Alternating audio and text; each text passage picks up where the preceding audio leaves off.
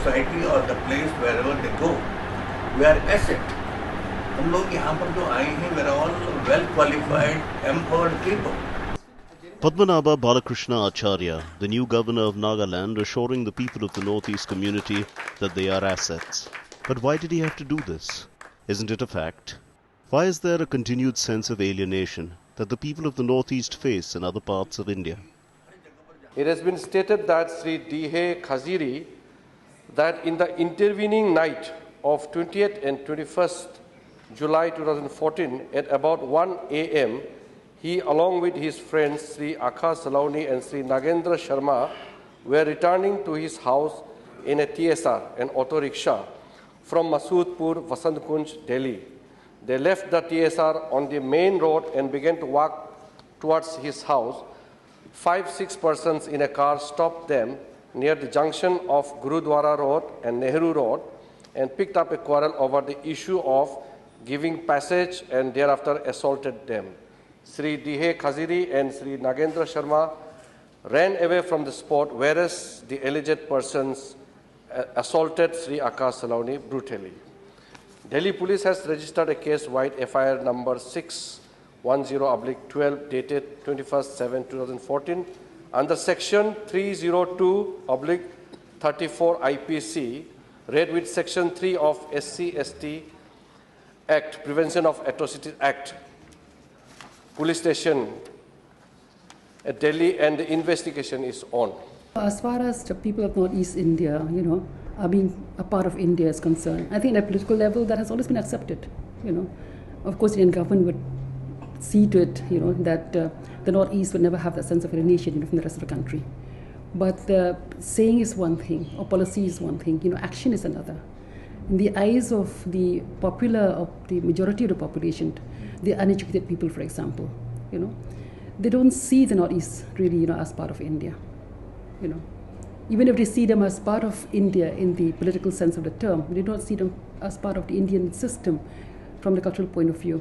After consultation, after meeting with and undergoing thorough scanning of whatever has happened, what is the underlying factor, that one factor which has made a difference, and what are those things when we say it? The problems come out and manifested in different ways, but the root cause of all the problem is because of my face is like this. I look Mongoloid. I'm different from the rest of normal Indians. So we become vulnerable by just being looking different, which is racial, and this is the single most important. Other things come in and go, but this one is running through all aspects of the problem, major problems that we see. I think basically, one needs to look at it in a historical perspective. In a sense that when you look at the issues that affect people of the Northeast, this is something which is a very recent phenomenon. It was not there in the past. Like when I came to Delhi, some years ago, we never experienced this kind of discrimination. But then the younger people nowadays, they experience all kinds of hardships, all kinds of violence, all kinds of discrimination, not only, on the road, but also with respect to the place where they stay. So this is a phenomenon I think which needs to be explored very carefully. And to me, it seems that one of the factors that contributed to this increasing violence against the Northeastern people is the fact that now we are larger in number.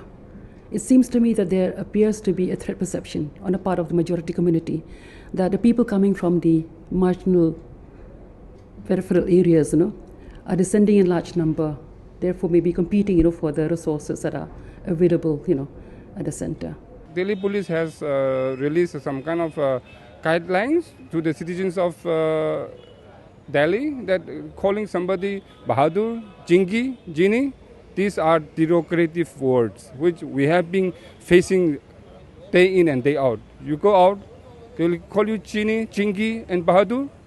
That is very, very unfortunate, and we don't accept that. And this is what, I say one of the examples. This is tip of the iceberg. I don't want to, if given a chance, I can go on and on. Now today also among the Northeast people here, the elite group who are always in the protective seal do not face this kind of things, except in some administrative things where they feel that they are being discriminated. But the common man on the street has totally different experience.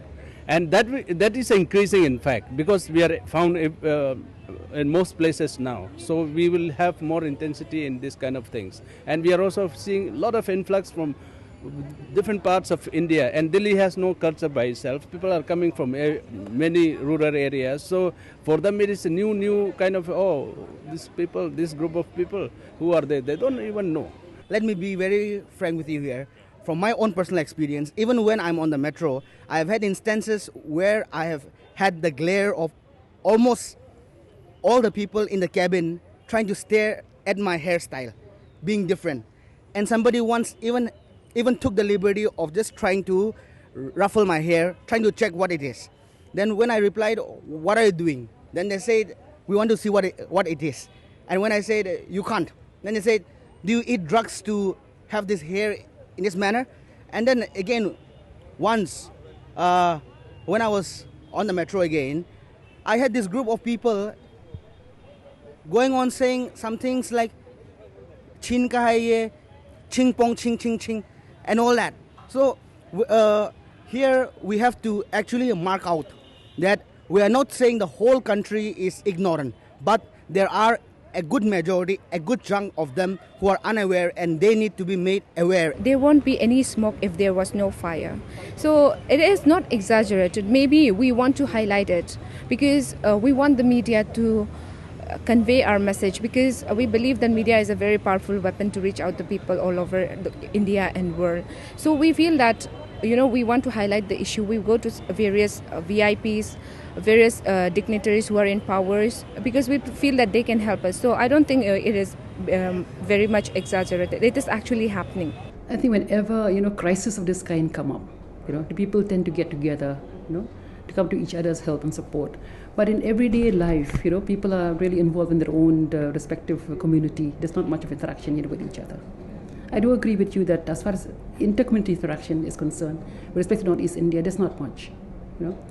The Nagas, would normally tend to interact with the Nagas. Misos not really would interact with the Misos, at a day-to-day level. But that sense of oneness with each other, by virtue of the fact that we belong to the same region, the Northeast, and also the fact that we also happen to belong to a particular racial group, which is different from the rest of India, that sense also is there,